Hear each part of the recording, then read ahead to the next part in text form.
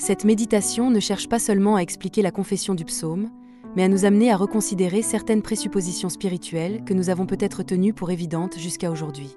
Nous devons nous demander si, sans nous en rendre compte, nous ne nous sommes pas habitués à une forme d'exclusivisme religieux, c'est-à-dire à l'idée que seuls nous serions sauvés. Nous devons aussi examiner si nous ne nous accrochons pas inconsciemment à la pensée que le simple fait de porter le nom de chrétien ou d'appartenir à l'Église garantit le salut. Pourtant, si nous regardons la réalité avec honnêteté, il n'existe pas de chrétien parfait qui demeure en permanence pleinement en Jésus et à chaque instant dans l'Esprit. Alors sur quoi pouvons-nous vraiment fonder notre assurance du salut ? En fin de compte, le salut ne dépend ni de notre statut, ni de nos qualifications, ni de notre degré de piété, mais uniquement de la miséricorde et de la grâce de Dieu. Dieu n'est pas le Dieu d'un peuple particulier ni d'un groupe religieux spécifique. Il est le créateur de l'univers et le sauveur de toute l'humanité. Au lieu de réduire Dieu au Dieu de notre propre groupe, nous sommes appelés à contempler sa gloire immense et sa volonté de salut qui dépasse toutes nos frontières. Prière de refuge et confession de foi psaume 16, 1-2, Ô Dieu, garde-moi, car je me réfugie en toi. Je dis à l'Éternel, tu es mon Seigneur, en dehors de toi, je n'ai aucun bien. Contrairement aux Coréens, les langues occidentales, y compris l'hébreu biblique, ne distinguent pas grammaticalement l'impératif et l'exhortation suppliante. Il faut discerner selon le contexte. En anglais moderne, on ajoute parfois please pour marquer la requête plutôt que l'ordre. Le psaume 16 commence par l'impératif du verbe garder, shamar.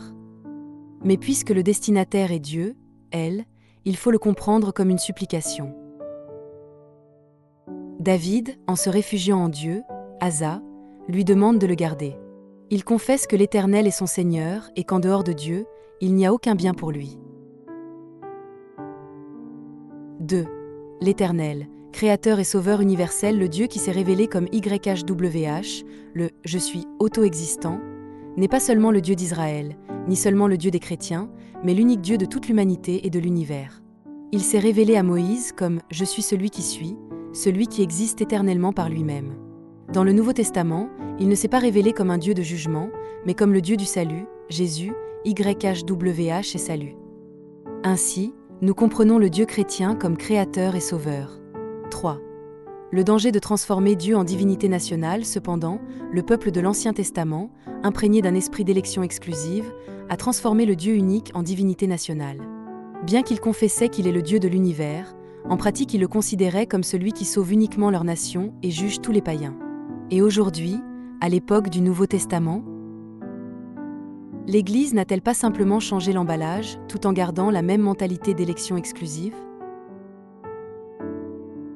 Lorsque l'on affirme comme doctrine orthodoxe que seuls les chrétiens sont sauvés et que tous les non-chrétiens seront jugés, et que nier cela signifie ne plus être considérés comme chrétiens, ne voyons-nous pas les restes de cette mentalité ancienne ? Ne limitons-nous pas Dieu et ne voilons-nous pas sa gloire comme le peuple ancien ? 4. Le salut par la vie du Fils et la grâce seul Dieu nous a sauvés en donnant la vie du Fils Jésus. Jésus a joyeusement suivi la volonté du Père et a donné sa vie pour nous. Les apôtres aussi ont donné leur vie pour proclamer la vie de Jésus à tous les hommes, juifs et païens. On n'est pas sauvé automatiquement parce qu'on appartient au peuple de l'Ancien Testament. De même, on n'est pas sauvé automatiquement parce qu'on porte le nom de chrétien. Seul celui qui reçoit la vie de Jésus est sauvé.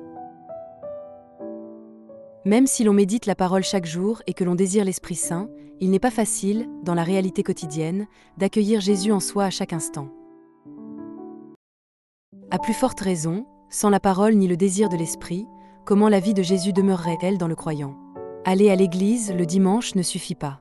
Nous devrions demeurer constamment en Jésus et dans l'Esprit, mais cela est humainement impossible. Ainsi, nous ne sommes pas sauvés par nos qualités, nos mérites ou notre étiquette chrétienne, mais uniquement par la miséricorde et la grâce de Dieu. V. Le Dieu trinitaire et la vraie joie heureux et honorable sont ceux qui croient en la miséricorde et la grâce de Dieu. Celui qui connaît Elohim, pluriel de El, le Dieu trinitaire, s'approche davantage de la vérité. Mais cette vérité ne doit pas devenir exclusive. La révélation du Dieu trinitaire n'a pas été donnée pour séparer nation et culture, mais pour notre salut. Dieu ne s'est pas révélé comme un juge qui condamne selon les œuvres, mais comme celui qui donne la vie du Fils et envoie l'Esprit Saint pour nous conduire lui-même au salut. Les divinités païennes de l'Ancien Testament étaient des dieux nationaux protecteurs. Mais YHWH a choisi Israël comme canal du salut, non comme fin exclusive. En transformant Dieu en divinité nationale, Israël s'est attiré souffrance et éloignement de Dieu, v.4. Psaume 16, 3-4. Les saints qui sont dans le pays sont des hommes honorables. Toute ma joie est en eux. Ceux qui courent après d'autres dieux multiplient leurs douleurs. Je ne répandrai pas leur libation de sang, et je ne prononcerai pas leur nom de mes lèvres. Puissions-nous toujours placer l'Éternel devant nous et Jésus à notre droite, afin d'obtenir le royaume éternel et la vie éternelle. Les noms YHWH et Jésus sont les noms par lesquels Dieu s'est révélé comme Créateur et Rédempteur. Ne transformons pas ces noms en divinité nationale ou religieuse, et ne voilons pas la gloire de celui qui est Créateur de l'univers et Sauveur de tous. Que nous jouissions de la plénitude de la joie et de la joie de la vie éternelle, au nom de Jésus. Amen.